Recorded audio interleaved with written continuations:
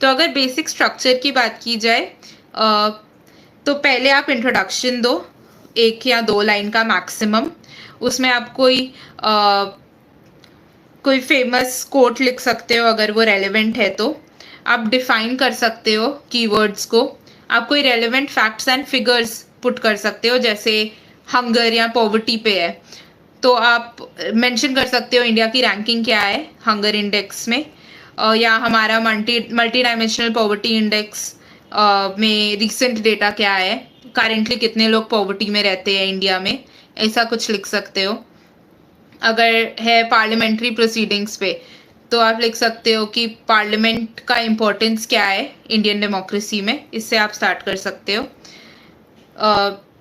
फिर उसके बाद आप मेन बॉडी पे आओ। इधर भी आपको मेन जो क्रक्स है क्वेश्चंस का सिर्फ वही एड्रेस करना है, क्योंकि सिर्फ वर्ड लिमिटेशन ही नहीं, पेज लिमिटेशन भी होता है मेंस में। तो you need to make sure कि आप बिल्कुल भी स्पेस वेस्ट नहीं कर रहे हो।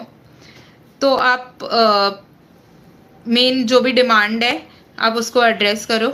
Use flow charts, use diagrams, maps, use statistics, data.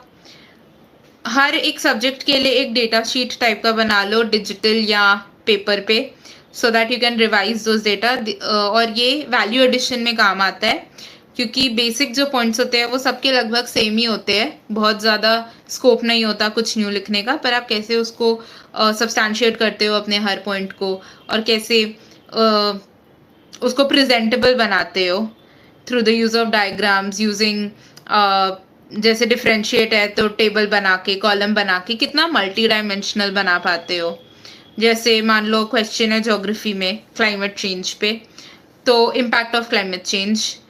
अब आप उसको इकोनॉमिक पर्सपेक्टिव से दिखाओ, फिर आप कुछ डेटा कोट कर दो कि क्लाइमेट चेंज से नेचुरल डिजास्टर होते हैं तो एस्टिमेटेड इतना $1 बिलियन का लॉस होता है। ये सब डेटा आपको newspaper, current affairs, books, standard books में भी कुछ डेटा रहते हैं, आप ये सब